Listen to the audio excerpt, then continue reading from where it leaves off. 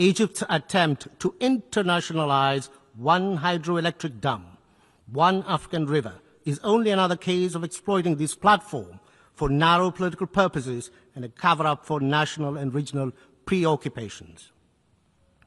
This is one among several factors that contributed to the challenges the United Nations is facing in developing on its mandates.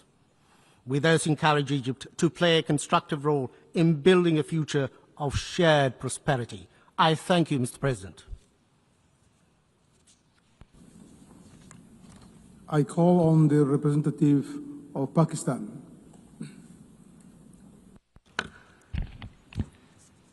Mr. President, today we heard the familiar rhetoric from one member state.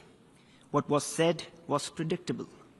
An attempt to malign Pakistan, relying on rhetoric and disinformation, yet as always, completely devoid of facts. So let me state those facts clearly.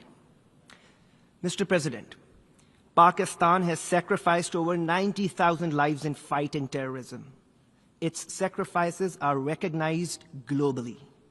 We are one of the strongest pillars in leading global efforts for combating terrorism, as also highlighted by my Prime Minister at this forum. The malicious accusations about terrorism by this one country, unfortunately by our neighbor, are a deliberate attempt to repeat lies, and to keep doing that until they are accepted as the truth. But as we know, that is far from ground realities. This country is not just a serial perpetrator of terrorism, it is a regional bully, a net destabilizer for the entire region, holding South Asia hostage to its hegemonic designs and radical ideology that regrettably inspires hate, divisions, and xenophobia. So let me put that in perspective. First, this country is in the league of those who illegally occupy territories, oppress populations, and violate fundamental human rights, as in the case of Indian illegally occupied Jammu and Kashmir.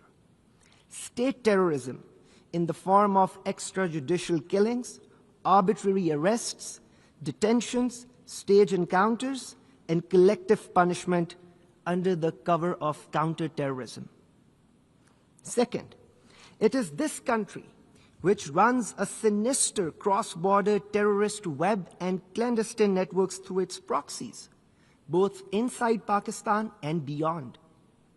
This country also holds the distinction of having its serving naval officer working for its intelligence agency, Commander Kulbhushan Jadhav, caught red-handed by Pakistan, involved in heinous acts of terrorism and sabotage.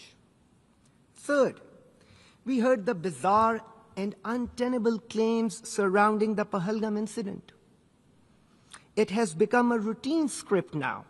Whenever an incident occurs, Pakistan is reflexively blamed, without evidence, without logic, and without any investigation. Pakistan, as a responsible state, joined other members of the Security Council in condemning the Pahalgam incident. Moreover, Pakistan offered an independent and credible investigation, an offer that was flatly rejected. No surprise that till this day, no evidence related to that incident has been shared by this country. And then using that incident as a pretext and in gross violation of international law, blatant aggression was mounted against Pakistan between 7 and 10th May, which resulted in the loss of 54 innocent lives, 15 of them children, 13 women. To this, my country delivered a befitting, yet carefully calibrated response, exercising our right to self-defense under Article 51 of the UN Charter. This multi-domain response was directed solely at military targets and resulted in downing of multiple aircrafts, along with other significant military setbacks for the aggressor. Mr. President, This country's behavior sets a dangerous precedent for international legal order. It is a template for states that seek to violate international law, undertake extraterritorial assassinations, threaten their neighbors, and commit acts of blatant aggression. Such unlawful and reckless behavior must not be ignored by the international community. Pakistan remains committed to peace. More than 1.9 billion people of South Asia, a quarter of the world's population, deserve prosperity and stability. But these goals cannot be achieved through threats and intimidation. True progress requires sincerity, mutual respect, dialogue, and diplomacy. Principle Pakistan has upheld, and principles which India must finally choose to embrace if it truly seeks peace. I thank you.